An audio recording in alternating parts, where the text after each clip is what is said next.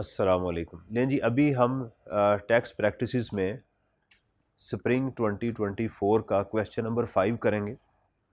इसके अंदर हमारे पास डीम्ड कॉस्ट का कॉन्सेप्ट आएगा और उसके अंदर हम देखेंगे कि डीम्ड कॉस्ट को किस तरह से लेके चला जाता है। डीम्ड कॉस्ट के साथ मैं आपकी जो इंक्वायरी है कि फेयर मार्केट वैल्यू को कब कंसिडर करना है सेल प्राइस में और कब कंसिडर नहीं करना, इंशाल्लाह उसको भी हम समराइज़ यहाँ पर वो करेंगे। तो मैं आपके साथ स्क्रीन शेयर करता हूँ। ये देखिएगा, क्वेश्चन नंबर 5 है जी इसका स्प्रिंग 2024 का। इसमें पहली जो रिक्वायरमेंट है वो है कि under the provisions of income tax ordinance discuss the chargeability of tax for Usman in tax year. This also discuss whether Usman is required to file an income tax return or not. क्या उसको return file करनी है या return file नहीं करनी, और उसकी chargeability को भी डिस्कस करें फॉर उस्मान। और ये 5 नंबर का क्वेश्चन है। दो इसके, अगर आपने इसको एक पैरा में लिख के किया तो ये आंसर आपका जो है हो सकता है, उसके आप पूरे मार्क्स, हो सकता है ठीक हो, लेकिन हो सकता है पूरे मार्क्स सिक्योर करें, हो सकता है पूरे मार्क्स सिक्योर। तो आपने इसको अलग एग्ज़ाम में इसका रिप्लाई करना है, इसका रिप्लाई आपने अलग करना है। ये बात जहन में रखिएगा। Assume that today is September this in the tax year this. ये आपको डेट क्यों बताई जाती है? क्योंकि ये ड्यू डेट होती है। तो यानी आपको असल में बताया जा रहा है साल कंप्लीट हो गया तो आप उससे आगे खड़े हैं, ये भी हमें पता होना चाहिए। In the tax year Usman is 16 years old. तो माइनर की बात की जा रही है। अब माइनर को सोचें, माइनर पे पाकिस्तान में टैक्स नहीं है, बल्कि उसके जो पेरेंट्स होते हैं जिनकी हाईएस्ट इनकम होती है उसमें उसको ऐड किया जाता है। जो माइनर के जो हाईएस्ट, मिसाल के उसके वालिद और वालिदैन दोनों हैं, वालिद और वालदा दोनों हैं, राइट। तो क्या होगा कि उसकी जो इनकम होगी, उन पेरेंट्स में जिसकी ज़्यादा इनकम होगी उसका हिस्सा बनाया जाएगा और उसके वालिद टैक्स देंगे, वालदा या वालिद जो भी होंगे वो उसका टैक्स देंगे। पहली बात तो ये है। अच्छा, अगर वो माइनर किसी फर्म का पार्टनर है तो फिर क्या होगा? बिल्कुल वैसे ही उसका जो शेयर फ्रॉम एओपी होगा, उसके वालिद का, जिसकी पेरेंट्स में से जो भी हैं उनका जो हाईएस्ट इनकम होगी उसका हिस्सा बन जाएगा। ये बात जहन में रखनी है कि यानी माइनर जो है, असल में माइनर जो है वो नहीं है, बल्कि उसके वो पेरेंट जिनकी हाईएस्ट इनकम है वो उसके बिहाफ के ऊपर टैक्स पे कर रहे होते हैं। समझ आ रही है ना? एक माँ है और एक बाप है। माँ अगर नहीं कमा रही, बाप कमा रहा है। अब इसका कोई भी माइनर बच्चा जहाँ पर भी काम कर रहा होगा, उसकी जो भी इनकम होगी वो इसकी इनकम में ऐड हो रही होगी। अगर वो सैलरी है तो इसकी सैलरी बन जाएगी, उसकी बिजनेस है तो इसका बिजनेस बन जाएगी। Inherited 1300 CC car. तो ये अगर वरासत में मिला है तो ये माइनर भी है, तो इसका मतलब वालिद साहब फौत हो चुके हुए हैं। अब ये भी एक इशू है, टेक्निकल इशू है। अगर दोनों ही नहीं है उसके और वो खुद माइनर है, इसके ऊपर मुझे किसी से पूछना पड़ेगा कि ऐसा फिर क्या होगा। आज तक पेपर में तो ऐसा नहीं आया कोई ऐसा यतीम हो जिसके दोनों ही माँ बाप ना हो।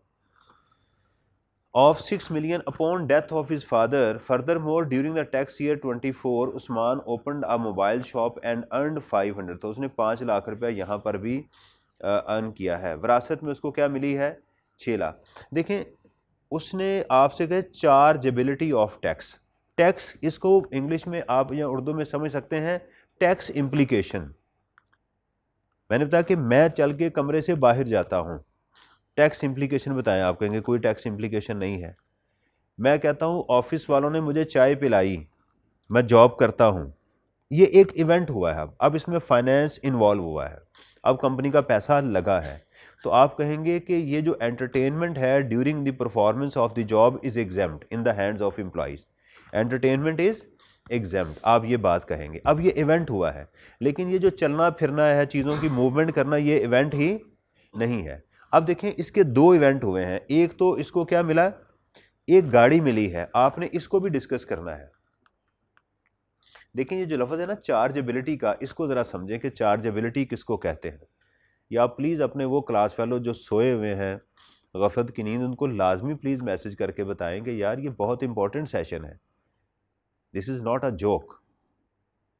यानी अब हम तसल्ली के साथ, हमारे पास प्लेंटी ऑफ टाइम है, हम अपनी फ़ाइनल एग्ज़ाम की प्रिपरेशन के लिए जा रहे हैं, इसलिए उनको प्लीज़ बताएं कि क्लासेस को मिस ना करें। वो सोए रहते हैं, समझते हैं कि जनाब हम प्रिपरेशन कर रहे हैं, लेकिन एग्ज़ाम को करना असल चीज़ है। समझ आ रही है? यही इसी वजह से सीए का स्टूडेंट कहता है मुझे क्यों निकाला, उसको समझ नहीं आ रही होती कि मुझे क्यों निकाला। वजह सबसे बेसिक यही है कि उसको आंसर करना बहुत इंपॉर्टेंट है। तो एक है 6 मिलियन का और दूसरा क्या है उसकी ये वाली, जो दो इवेंट को आपने डिफाइन करना है यहाँ पर, तो फिर आपका आंसर नंबर 1 कंप्लीट होगा। और फिर आपने बताना है कि उसको जो है वो रिटर्न फाइल करनी है या नहीं करनी। सबसे पहले जो उसको 6 मिलियन की गाड़ी मिली है उसका आप बताएंगे कि गाड़ी का मिलना जो है वो एग्जेम्प्ट है। विरासत में कोई चीज़ मिले तो आपको क्या है, एग्जेम्प्ट होती है, बेशक वो कैश में मिले, ये बात जहन में रखनी है। विरासत में आपको कैश मिल जाए, गिफ्ट वालिद अपनी ज़िंदगी में आपको कैश देगा तो वो टैक्सेबल होगा, ये बात जहन में रखनी है। लेकिन विरासत में अगर मिल जाए उसके लिए सेक्शन ही अलग है, विरासत का सेक्शन अलग है, उसमें चीज़ का मिलना एग्जेम्प्ट है, उसमें लॉ ने कोई शर्त नहीं लगाई हुई। तो ये चीज़ है, ठीक है। दूसरा, उसने मोबाइल शॉप की है और उसको वहाँ से इनकम जनरेट हुई है। तो अब दो बातों का हम रिप्लाई करेंगे। और दूसरा उसने कहा जी क्या उसको रिटर्न फाइल करनी चाहिए। रिटर्न फाइल करने चाहिए के लिए या तो 1000 सीसी की गाड़ी हो, या आपकी टैक्सेबल इनकम हो, या कोई कंडीशन मीट कर रही हो। इसकी एक कंडीशन मीट कर रही है, वो है गाड़ी की, कि वो 1000 सीसी से ज़्यादा है, लेकिन ये माइनर है, राइट, और ऑर्फन भी है। ये माइनर का नहीं है वहाँ लफ्ज़, वहाँ ऑर्फन का है, यतीम। और यतीम कितने साल का होता है, 25 साल का, और ये उस कैटेगरी में फॉल कर रहा है। और विडो, बेवा की कोई उम्र नहीं, नहीं कि बेवा भी 25 साल की होनी चाहिए, उसकी हो सकता शादी ना हुई हो बेचारी की, पहले ही आपने इसको बेवा कर दिया। समझ आ रही है ना। तो बेवा और नॉन रेजिडेंट, 3 लोगों के लिए शर्त थी, सही है। हाँ जी, डिसेबल पर्सन, 4 डिसेबल पर्सन, इन चारों की माशाल्लाह। अब इसका ज़रा जवाब देखें कि इसका रिप्लाई कैसे हमने करना है। क्वेश्चन नंबर 5,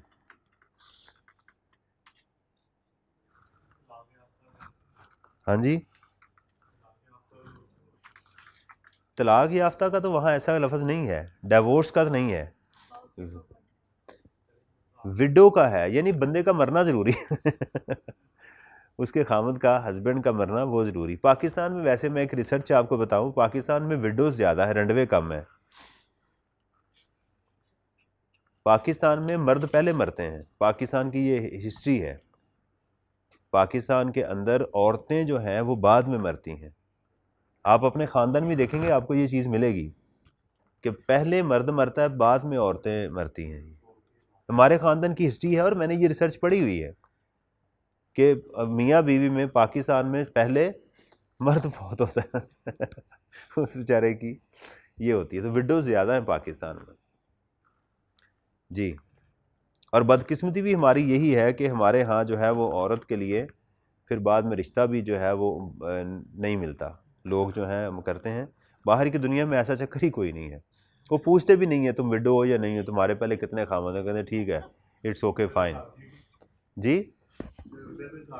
हाँ, लेकिन वो पूछते भी नहीं है, ये वो बात ये पूछते, ये बड़ी अच्छी बात है उनकी। हमारे मुल्क के अंदर ये बड़ी गंदी आदत है कि हम लोग जो हैं वो इसको बड़ा बुरा समझ। हालांकि इस्लाम के अंदर आप देखें कितनी बेवाएँ होती थी, कितनी उनकी शादियाँ होती थी, और वो कहते हैं उस वक्त तो जंगें हो रही थी भी, अब भी जंग का ही मौसम है, रोज़ बीवी से लड़ते हुए, ये जंग नहीं तो और क्या।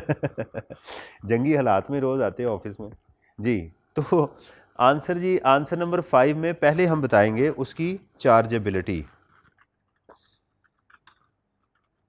मैसेज आ गया, अल्लाह खैर ही करे।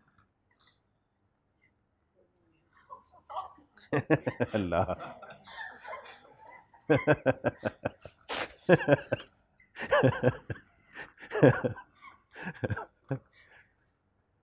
चार्जेबिलिटी ऑफ, क्या था, चार्जेबिलिटी ऑफ, हाँ जी। ना यार, एक बंदे की अच्छी ख्वाहिश है तो आप क्यों जो है वो। अच्छा जी, the inheritance is exempt from tax under the provisions of income tax ordinance, देखें मुझे सेक्शन याद नहीं, ये बात तो याद ही है ना, under the provisions of income tax ordinance 2001, right. इसके अंदर लिखा हुआ है कि ये क्या है, एग्जाम्प्ट है, राइट। हाँ जी, प्रोविजन नहीं, प्रोविजन ये वाली जो है provisions of income tax ordinance जो है ये तो और है, ये प्रोविजन नहीं है, प्रोविजन है, सही वाली। और दूसरा क्या था, ठीक है, द टैक्स जब business income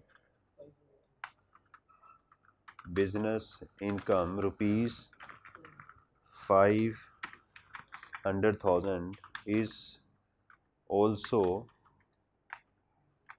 below the taxable limit, so no tax is payable by Mr. Usman. सही हो गया ना, देखें पूरी बात मैंने उसको रिप्लाई इसका मुकम्मल कर दिया। मैं इसको थोड़ा सा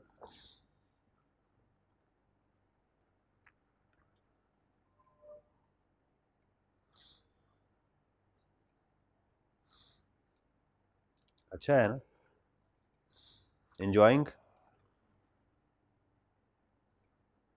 इससे आपके ना अंदर एक कॉन्फिडेंस आ जाएगा। दूसरी बात उसने पूछी थी filing of return, filing of return,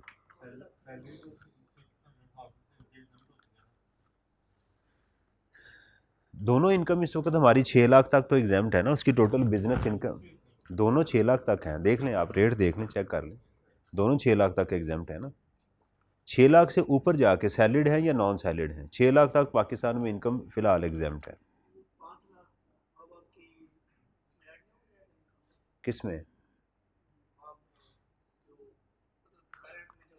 हाँ, आप उसमें लिख दें कि आप, हाँ इसमें लिख सकते हैं, बिल्कुल सही आप कह रहे हैं, this income may be added in his parents income, may be, मैंने लिख दिया मे बी, अगर उसके वालिद हैं, उसने बताया तो नहीं है ना कि उसकी माँ ज़िंदा है या नहीं है, तो मैं लिख दूंगा उसकी इनकम में ऐड हो सकता है। एंड अब क्या लिखूं, ही तो फादर है तो शी हो सकता है, ठीक है। एंड द पेरेंट, मैं ऐसे लिख देता हूं, and the parent with highest income में पे टैक्स ऑन इट, यानी एडिशनली ये बात ठीक है कि इसमें लिखा जा सकता है कि उसकी ये जो इनकम है वो उसमें टैक्स हो सकती है, क्योंकि अब मुझे बाकी चीज़ बताई नहीं जा रही, तो मैं फिर उसको बता सकता हूँ और उसकी प्रोविजन लिख सकता हूँ, सही है। यानी अगर खाली उस्मान है तो उसकी इनकम एग्जाम्प्ट है, उसकी इनकम क्या है, एग्जाम्प्ट हो जाएगी। फाइलिंग ऑफ रिटर्न, ठीक है जी। अच्छा अब देखिएगा, as Usman has no taxable income, अच्छा इसके अंदर मैंने एक लाइन पहले थी कि अगर किसी की बिजनेस इनकम हो 3 लाख तक तो उसको रिटर्न फाइल करना होती है, मेरा ख्याल अब इन्होंने डिलीट कर दिया हुआ है, वो अब नहीं है ना वो। As Usman has no taxable income and the car is above 1000 cc but as per law an orphan below 25 years of age is not required to file his tax return। देखें अगर इस तरह के आप एग्ज़ाम के अंदर जवाब लिखेंगे ना तो एग्ज़ामिनर को आपके अंदर से खुशबू आती है प्रोफेशनलिज्म की, कि यार ये कोई सादा बच्चा नहीं है, प्रोफेशनल है ये, समझ आ रही है ना। एक्स्ट्रा टॉपिंग हुई हुई है इसके ऊपर, खाते हैं ना पिज़्ज़ा वगैरह, तो उसके ऊपर एक होता है प्लेन होता है, एक होता है एक्स्ट्रा टॉपिंग कर दें, ये एक्स्ट्रा टॉपिंग वाला जो है ना वो काम हो रहा है इसके ऊपर, तो ये चीज़ भी चल रही है। देखें, मैं आपकी एक चीज़ बता दूं कि मैं अभी लाहौर में इसलिए सिर्फ ठहरा हुआ हूँ। ये मेजर जो वजह है वो ये है कि आपके एग्ज़ाम की प्रिपरेशन के लिए, पहले मैं आपको बता दूं, इस वक्त मैं टोटल फ्री, मेरे पास कोई ख़ास और असाइनमेंट नहीं है। तो आई विश के आपका ये एग्ज़ाम पास हो। समझ आ रही है ना? मेरी आपसे ये रिक्वेस्ट है कि अगर मैं इसको, ज़ाहिर बात है कि मेरी भी लालच है, आप पास होंगे, आपका पेपर पास होगा, आप फिर दूसरों को रिकमेंड भी करेंगे कि यार सर ऐसे पढ़ाते हैं। ये नहीं है कि मैं कोई आपके साथ, मुझे कोई ख़ास, सिर्फ एक ही वजह है, डायरेक्टली या इनडायरेक्टली मेरा एक और भी बेनिफिट है। पहली चीज़ तो मेरे जहन में ये होनी चाहिए कि यार यू हैव पेड, आपने पे किया है और आपको आपका हक मिलना चाहिए। सबसे पहली मेरी जो बीइंग अ मुसलमान या एक अच्छा इंसान होने के नाते ये मेरी ख्वाहिश होनी चाहिए कि यार जिसने पे किया है उसको ऐसी सर्विसेज प्रोवाइड की जाएँ। हालांकि मेरा ये ख्याल है कि सीए के अंदर जो आप पे करते हैं ना, वो बहुत कम पे करते हैं as compared to other professions. This is what I believe. मैं आपको सही बता रहा हूँ। बाकी प्रोफेशंस के मुकाबले में आपकी फ़ीस कुछ भी नहीं है जो उसके अगेंस्ट आप जिस बंदे की सर्विसेज ले रहे होते हैं। We are highly paid persons, मैं आपको पहले बता दूँ। इससे ज़्यादा तो आप स्कूलों के अंदर फ़ीस बच्चे पे करते हैं जहाँ पर कि उनकी क्वालिफ़िकेशन भी कोई ख़ास नहीं होती, जहाँ पर उनकी सैलरी महीने की 30-40-50 हज़ार रुपये होती है, वहाँ पर जाके आपको ऐसी सर्विसेज नहीं मिल रही होती। तो लेकिन यहाँ पर मेहनत है, हमारी भी है और आपकी भी है। अभी जैसे एक बच्चे ने कहा जी आप मेहनत कर रहे हैं, ज़ाहिर बात है इसके बगैर गुजारा नहीं, क्या करें, मेहनत तो करनी पड़ेगी हमें। अच्छा जी, ये हो गया जी। अब ज़रा हम आई कैप को देखते हैं कि आई कैप साहब जो है ना क्या कहते हैं। कमिश्नर ऑर्फन को कहे कि रिटर्न फाइल करो तो क्या ट्रीटमेंट होगा, उसको रिटर्न फाइल करनी पड़ेगी। इनका सवाल ये है कि अगर कमिश्नर किसी ऑर्फन को कह दे तुम रिटर्न फाइल, तो फिर उसको रिटर्न फाइल करनी पड़ेगी। ज़ाहिर बात है कमिश्नर कोई ना कोई वजह तो बताएगा। हाँ, अगर ये सवाल किया जाए पेपर के अंदर कि मिस्टर उस्मान को नोटिस आया हुआ रिटर्न फाइल करने का, बताएं ये नोटिस ठीक है या गलत है, तो आप कहेंगे ये नोटिस गलत है। कमिश्नर कह सकता है, लेकिन कमिश्नर अगर जस्टिफिकेशन दे रहा है कि नहीं तुम जो है तुम्हारे पास गाड़ी के अलावा ये इनकम भी है, तुम्हारे पास ये और इनकम भी है, फिर तो उसको रिटर्न फाइल करना पड़ेगी। अच्छा जी, आई कैप क्या कहते हैं। आई कैप साहब से पूछते हैं कि आई कैप ने क्या कहा है। Usman is a minor and return is this, consequently this income shall be charged at the income of his parent with the highest taxable income for the। तो पेरेंट में देखें ना, बड़ा अजीब सा सवाल भी, बनाने वाले ने भी अजीब सवाल है। बाप फौत हो गया है, बाप को आपने जो है ना वो फारग कर दिया बेचारे को, उसके बाद लिख, आप जवाब में ये लिख रहे हैं कि अपने वो उसके साथ करेगा, तो हाईएस्ट कौन है फिर? मदर ही हुई ना। The furthermore under this an orphan below this is exempt from the requirement of filing a return. His sole reason for the obligation would be this. Therefore, Usman being orphan having age, this is not required to file income tax return जो है उसके लिए file करना लाजमी नहीं है। लेकिन G B part आ गया। Azad enterprises having 2 foreign branches in Kuwait and Syria. Azad enterprises जो है उसकी 2 ब्रांचेज हैं सीरिया और कुवैत के अंदर। Also is engage in trading business of consumer durable goods, वो भी उसमें भी है। In tax year AE reported profit before tax 130 million माशाल्लाह, after adjusting of 4.8 million profit from Kuwait and 5.3 loss from. 3 चीज़ें आपको उसने बताई हैं कि उसको पाकिस्तान से 130 का है, कुवैत से उसको 5.3 का है और सीरिया से उसको लॉस है। कुवैत प्रॉफिट फ्राम कुवैत यहाँ पर 4.8 का है और सीरिया से इसको 5.3 का लॉस है। The Kuwait branch also paid taxes, और कुवैत के ऊपर उसको क्या है, टैक्स भी उसने पे किया है 1.5 मिलियन का।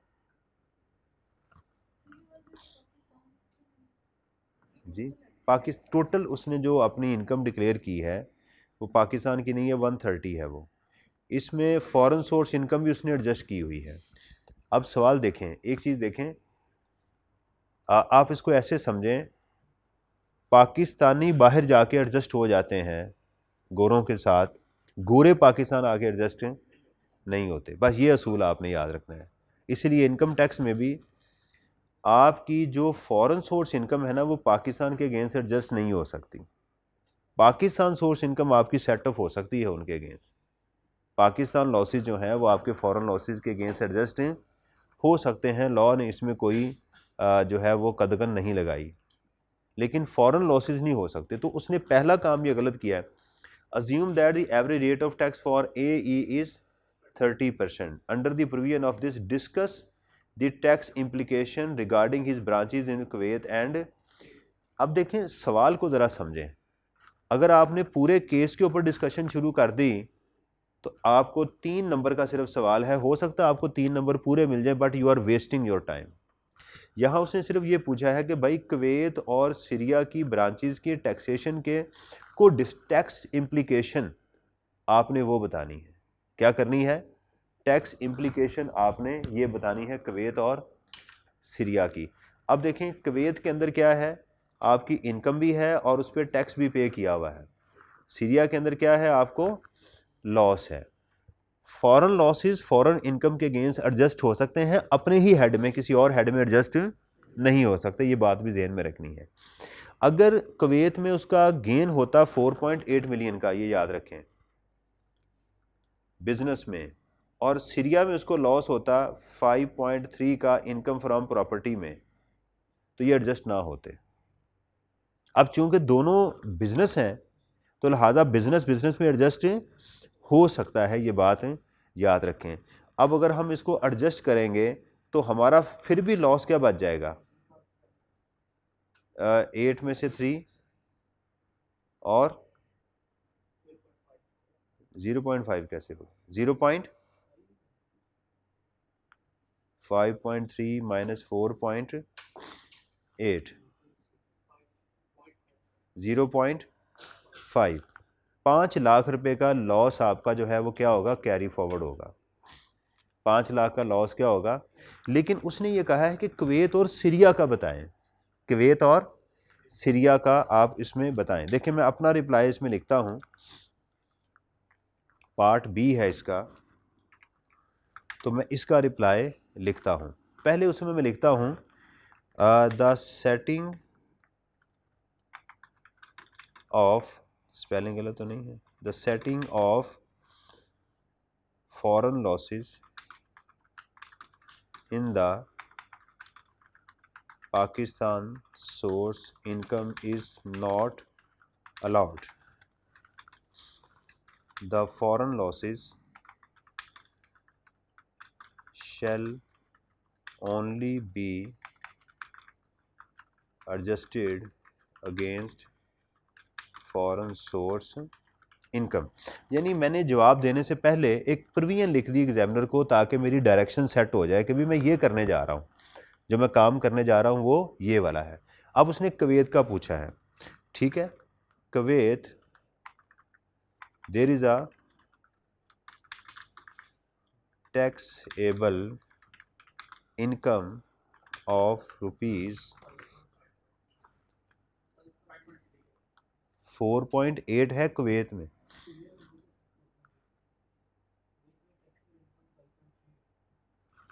कुवैत में गेन है, दोबारा मैं देख लूँ ज़रा, 4.8 million profit from Kuwait and this loss from Syria. ठीक है, सीरिया में उसको लॉस है, कुवैत में उसको गेन है। ठीक है, तो उसमें है 4.8 million and tax has also been paid which can attract tax credit. However,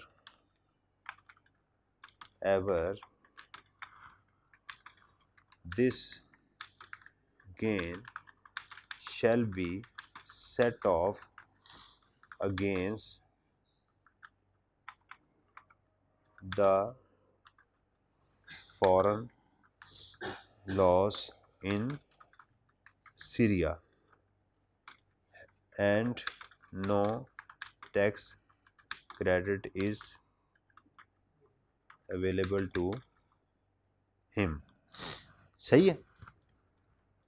Kuwait की पूरी बात मैंने मुकम्मल उसको बता दी कि कुवैत में जो तुम्हें गेन हुआ है वो टैक्सेबल तो है पाकिस्तान में, उसके ऊपर टैक्स क्रेडिट भी मिलना चाहिए, लेकिन चूंकि तुम जो है वो उसके ऊपर कर चुके हो, इसलिए एडजस्ट हो जाए, क्योंकि टैक्सेबल इनकम ही ख़त्म हो गई तो टैक्स क्रेडिट भी ख़त्म हो गया। देखें, उसके लिए फॉरेन सोर्स इनकम के लिए सेक्शन 103 में आपकी टैक्सेबल इनकम होनी चाहिए, आपकी फॉरेन यानी आप रेजिडेंट हो, आपकी फॉरेन सोर्स इनकम हो और उसके टैक्स पेड हो या पे करना हो, पे कर दिया हो या पेएबल हो, और अगर पेएबल होगा तो विदिन 2 ईयर्स आपने पे करना होता है।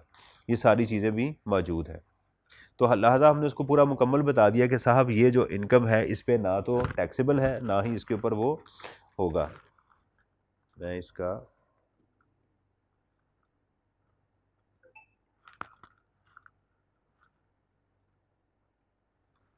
आप थोड़ी थोड़ी एक्सेल भी सीखते जाएं मेरे से। अब मैंने सीरिया का भी बताना है। The loss on Syrian income shall be adjusted in the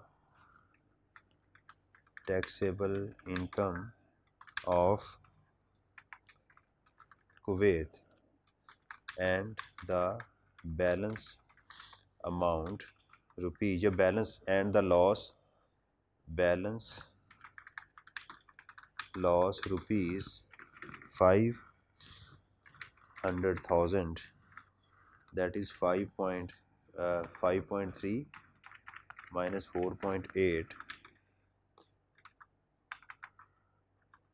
shall be carried forward to the next 6 years,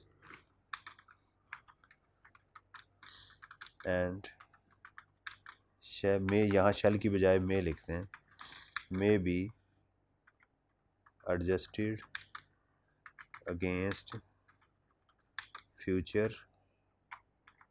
foreign gains.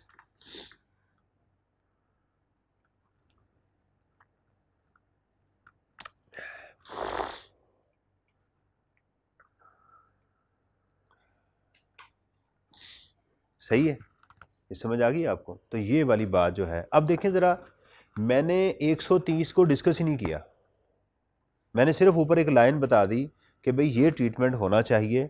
उसने कुवैत और सीरिया का पूछा, मैंने सिंपल कुवैत और सीरिया का। आप देख रहे हैं मैं किस तरह से इररेलेवेंट इन्फॉर्मेशन को इग्नोर कर रहा हूँ और रेलेवेंट इन्फॉर्मेशन को लेके चल रहा हूँ। समझ आ रही है? ये बी पार्ट इसका हो गया। अच्छा, इसमें सवाल करते हुए हो सकता है कि आप बी पार्ट करते हुए आप क्या करें कि पहले सी पार्ट कर लें, ए पार्ट कर लें, तो आप शफल कर सकते हैं क्वेश्चन के अंदर, यानी एक ही क्वेश्चन को आप कर सकते हैं। और एक क्वेश्चन के आपको 2 पार्ट आते हैं, तीसरा नहीं आता, उसकी जगह छोड़ के आगे चले जाएं। टाइम रोके नहीं, रुकना बंदा एंड पे होता है, जाके एंड पे देख रहा होता है कि मुझे। देखिए, मेरे साथ एक चीज़ एग्ज़ाम में रही है कि ऐसा आज तक नहीं हुआ कि मेरे थ्रू आउट मेरे करियर के अंदर सीए के अंदर कि एग्जामिनर ने मेरे से पेपर छीना हो कि बस यार टाइम हो गया है। नॉर्मली मैं 10-15 मिनट पहले फ्री बैठा होता था। वो फ्री बैठने की वजह या तो मैं पेपर कर चुका होता था या पेपर बाकी मुझे आता नहीं था, लेकिन इससे पहले मैं अपना सारा काम मुकम्मल, लड़ाई मेरी मुकम्मल हो चुकी होती थी। तो मेरा स्टाइल क्या था, मैं पेपर में से चीज़ें उठाता था। वो पिनट अप्रोच मैंने आपको बताई थी। मेरी ये अप्रोच, जो क्वेश्चन में आता था पहले मैं निचोड़ लेता था, उसे खा लेता था, हर चीज़ को अच्छे अच्छे दाने में सारे उठा लेता था। फिर अब जो बच जाता था ना, उसके ऊपर मैं सोचता था, या कोई अल्लाह की मदद आ जाती है, राइट, एग्जाम में बैठे हुए कोई किसी से पूछ रहा होता है, कोई कान में कोई चीज़ पड़ जाती है, या आइडिया जनरेट हो जाता है। एग्जाम के अंदर भी कहते हैं माइंड्स एक्सपैंड अंडर प्रेशर। वो दिमाग उस वक्त तेज़, बहुत तेज़ चल रहा होता है, वो सोच रहा होता है कि यार और क्या करूँ और क्या है। तो फिर वो उसके अंदर से वो चीज़, बाज का जो वो गहराई में पड़ी हुई चीज़ को उठा लेता है कि यार इसका ये ट्रीटमेंट होगा। मैं फाइनल में बैठा हुआ था, तकरीबन 1 घंटा बच गया, एक ही सवाल मेरा रह गया, वही मेरे से नहीं हो रहा था उस वक्त। अब तो पता नहीं आई क्या, में उस वक्त आपको नमाज पढ़ने की भी इजाज़त होती थी। तो असर का टाइम हो गया, मैं गया, मैं वज़ू किया, नमाज पढ़ी, मुझे समझ वो उसको क्लिक करना नहीं आ रहा था कि मैंने ये कहाँ से उठाऊँ, शुरू कहाँ से करूँ, मेरे से सवाल शुरू नहीं हो पा रहा था। मैंने कहा इसमें को खैर मैंने नमाज आप देखें मैंने उस वक्त जाके नमाज पढ़ी, नमाज के दरमियान मुझे समझ आई कि वो फ़लाँ पॉइंट जो है ना उसकी मैंने रिवर्सल डालनी है, तो वहाँ से क्वेश्चन शुरू होना है। फिर मैं आया वापस और मेरा वो पता नहीं 10-15 मिनट में क्वेश्चन हो गया मेरा, रात मेरा पेपर भी पास हो गया। ये नहीं कि आप भी हर जाके उसमें नमाज नींद के बैठ जाएं तो बात ये है कि बास का जो है ना दिमाग के अंदर वो चीज़ क्लिक कर जाती है और वो आपको ले चलती है। लें जी, अगला आ गया जी 7E। यानी कि 7E एक ऐसी चीज़ है जिसको अभी तक वो क्या कर रहे हैं,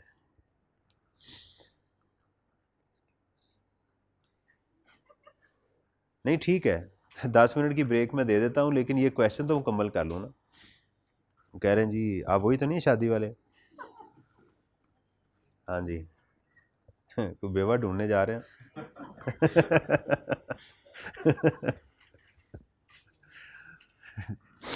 जी यस अच्छा जी, Faraz is a resident filer who own the following property during the year, owns the following property. देखें नॉर्मली मैं आपको चीज़ बता दूं, जब आप सिर्फ एसेट को अक्वायर करते हो तो उसका कहाँ कहाँ इम्पैक्ट आता है ये हमने सीखना है ब्रेक के बाद। हमने डिस्पोजल का भी सीखना है, एक्विजिशन का भी सीखना है, डीम्ड इनकम का भी सीखना है। हमने इनको कंक्लूड करना है चीज़ों को। देखें हम कर तो पास पेपर को रहे हैं, लेकिन अपनी चीज़ों को साथ साथ क्या कर रहे हैं, अब कंक्लूड भी कर रहे हैं। इसको भी आपने सीखना है, ये मैं आपको पहले बता दूं। ओन्स द प्रॉपर्टी, खाली एसेट को अक्वायर करना कब कब टैक्स को इंपैक्ट करता है। अब रिलेशनशिप आप सोचेंगे तो आपको आप इंजॉय करेंगे। अब कौन कौन सा रिलेशनशिप आपने सीखा हुआ है मेरे से? Employment relationship, business relationship, right, tenancy relationship, landlord और उसका, और ओनर आपने सीखा हुआ है कि आप ओनर होते हैं, ऐसा भी आपने सीखा हुआ है ना ये चीज़ें। अब इस ओनर, शेयर होल्डर हैं आप किसी कंपनी के, है ना, किसी के साथ एसोसिएट हैं, रिलेटिव हैं किसी के साथ। तो रिलेशनशिप बहुत डिपेंड करता है कि आपको किस रिलेशनशिप से क्या चीज़ मिल रही है, और क्या उस रिलेशनशिप से जो चीज़ मिल रही है वो टैक्स इंपैक्ट दे रही है या नहीं। देखें डिस्पोजल के ऊपर तो लाजमी सोचना है ना कि टैक्स इंपैक्ट क्या आएगा, क्या एक्विजिशन के ऊपर भी आएगा, उसको भी हमने सोचना होता है। ये जो चीज़ आ रही है ना ये सिर्फ ओनरशिप की आ रही है, ये जो है वो किसकी, ओनरशिप की आ रही है। उसको ज़रा चाय का कह दीजिएगा, स्टूडेंट ब्रेक का कह रहे हैं, मैंने कहा मैं भी ज़रा ब्रेक कर लूँ। Faraz is a resident filer who owns the following properties during tax year this. इसकी ज़रा रिक्वायरमेंट देखिएगा। Under the provisions of income tax compute total income of Faraz in respect of the above mention properties for this. उसकी total income बताइएगा। Also state the reason for excluding any properties from this computation, और उसकी computation में निकाल के total income क्या होती है, income from salary, income from property, business income, capital gain, income from other sources. ये 8 नंबर का ये सवाल है। कहता दूसरी इसकी रीज़न भी बताएं। देखिएगा जी, bungalow located in Karachi, Faraz uses this as a residence. Apartment located in Karachi, office premises located in Karachi, open plot located in Karachi, Multan, commercial bungalow, सारे ही लोकेटेड हैं उसके, सारी चीज़ें उसको मिली हुई हैं, उसके पास मौजूद हैं। सिर्फ एसेट का मौजूद होना आपको एक ही डायरेक्शन की तरफ लेके जाता है, वो है 7E, डीम्ड इनकम की तरफ, राइट। एक ही सेक्शन है बदनामे ज़माना मशहूर ज़माना, वो है 7E, डीम्ड इनकम की तरफ लेके जाता है कि ये कैपिटल एसेट की डेफिनेशन में वो ले जाते हैं इसके। इसमें कौन से एसेट निकालें, कोई एक एसेट निकाल दें। नंबर 1 कोई एक एसेट, वो तमाम एसेट निकाल दें जिससे आपको इनकम जनरेट हो रही है। बेशक रेंटल इनकम है, वो तमाम एसेट निकाल दें जो बिजनेस में यूज़ हो रहे हैं। एसेट तो सिर्फ इसमें इमूवेबल ही आएंगे, मूवेबल तो आएंगे ही नहीं, राइट। ऑफिस फैक्ट्रियाँ सारी निकाल दें, ठीक हो गया। अब देखिएगा, Faraz uses this as residence, एक पर्सनल हाउस निकालना होता है आपने, तो इसको हम निकाल देते हैं पहले, सन रिजाइड इसको नहीं निकालेंगे, Faraz use this for business इसको निकाल देना है, no construction has been commencing during the year, भाई इससे क्या, ये तो लॉ ने नहीं कहा हुआ ना, उससे क्या फ़र्क पड़ता है। Purchase during the year and with holding tax, अगर विद होल्डिंग टैक्स आप पे कर देंगे उसको भी निकाल दें उस साल। No tenant could be found for this property and remained occupied during the year annual fair market value, कोई रिसीव्ड रेंट इसको भी निकाल दें।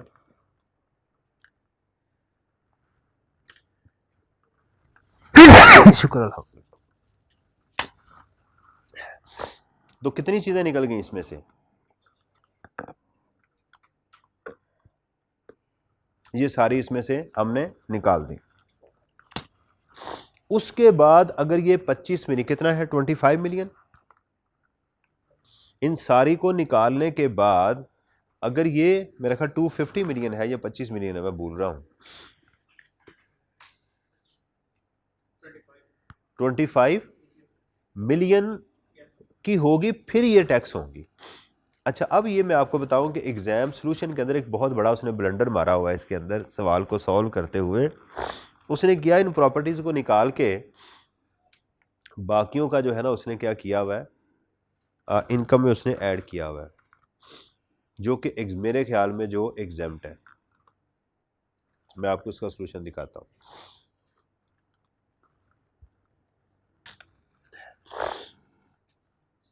देखें, उसकी उसने बता दिया रेंटल इनकम ऑफ दुबई, ये वही है ना, नहीं सी है, ये इसकी रेंटल इनकम है दुबई की, एक इसमें से सिर्फ एक ही इनकम इसकी आ रही है, सैलरी नहीं है, इनकम फ्रॉम प्रॉपर्टी उसकी है, ठीक है।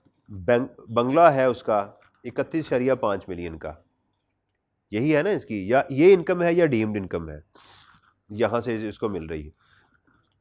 और चूंकि बंगला है और उसके अंदर आपकी क्या मिलेगी, रिपेयर भी आपको मिल जाएगी, तो लिहाजा ये देखिएगा इसके अंदर उसने Faraz computation of total income for the tax year rupees in million, क्या आ गई उसकी इनकम लेस उसकी रिपेयर, इसको माइनस करेंगे तो आपकी टैक्सेबल इनकम ये वाली आ गई, सही है। इसका 1/5, ये 20% लॉ में वैसे लिखा नहीं है, इसमें रिपेयर 1/5 ही लिखा हुआ है, चलें 20% लिख सकते हैं, बनता तो 20% ही है।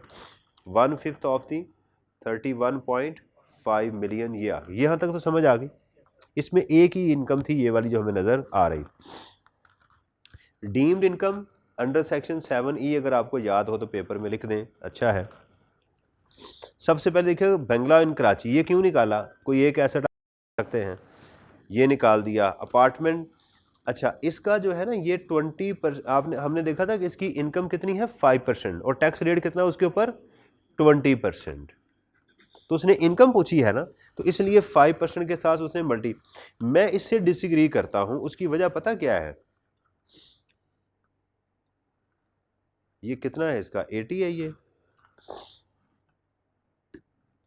देखें ये भी निकल गया, और कौन सा निकल गया, बचा क्या है, एक ये वाला और एक ये वाला, हाँ ये 25 मिलियन से ज़्यादा है, ये नहीं ब्लंडर नहीं, मैं ऐसे ही कह रहा हूँ, ये वाला भी, तो 20 + 12 80 कितना हो गया 112, हाँ नहीं अब ये 20 मिलियन से ज़्यादा हो गया, 25 मिलियन से ज़्यादा हो गया। तो उसने क्या किया कि हर एक के आगे 5% लिख के कर दिया हुआ है, बिल्कुल सही किया। आप चाहें तो आप क्या कर सकते हैं कि आप इन सब को इकट्ठा करके तो आप डायरेक्ट उसका 5% लिख के इसकी टोटल इनकम में आप इसको ऐड कर सकते हैं। देखिए उसने टैक्स नहीं मांगा, अगर ये टैक्स मांगता तो फिर मुझे क्या करना था, ये सेपरेट ब्लॉक की इनकम थी, अगर इस पर टैक्स कैलकुलेट करवाता आपसे, चलें मैं आपको टैक्स कैलकुलेट करके दिखा दूं, ये रहने तो समझ आ जाएगी। यानी ये 25 मिलियन है ना, इसके ऊपर तो नॉन सैलरी के रेट लग जाएंगे, और इसका आप 20% सेपरेट ब्लॉक ऑफ इनकम की आइटम है, अगर टैक्स मांगा जाता तो फिर आपने ये भी करना था। समझ आ रही कि नहीं, क्लियर हुई है। और नीचे उसने नोट लिख दिया वन इमूवेबल प्रॉपर्टी। अच्छा मेरा ख्याल ये था कि वन इमूवेबल प्रॉपर्टी जो निकालनी है तो भाई इसको निकालो सबसे बड़ी को, 60 को क्यों निकाला है, ठीक है। मैं अगर होता तो मैं 60 को एग्ज़ाम में निकालता और बाकी उसको मैं इसको ले लेता, ठीक है। लेकिन उसमें भी है कि रेजिडेंशियल प्रॉपर्टी जो है वो मेरा ख्याल लिखा हुआ है कि वन रेजिडेंट, एक हाउस जिसमें आप खुद रहते हैं, एक जो है वो मेरा ख्याल इसमें ऐसा भी मुझे लगता है मैंने पढ़ा कहीं कि जो हाईएस्ट, लेकिन ये 80 क्या है, कमर्शियल है ना, वन हाउस जिसमें वो रहता है, राइट। और इसमें एक वो भी कहीं था कि कोई एक प्रॉपर्टी जो हाईएस्ट वैल्यू, वो भी ऐसा था कि इन्होंने डिलीट कर दिया, वो इसमें हाईएस्ट वैल्यू वाला नहीं है, ठीक है। चलें, वन इमूवेबल प्रॉपर्टी नोट 1 लिख दिया, रीजन उसकी business premises not subject to taxation under section 7C, सिल्त Multan plot has been acquired and rented out with holding tax under this, ये भी यहाँ से निकल गया हमारा, ठीक है। ये एक क्वेश्चन था। लें जी, अभी हम इसके बाद जो है वो चलेंगे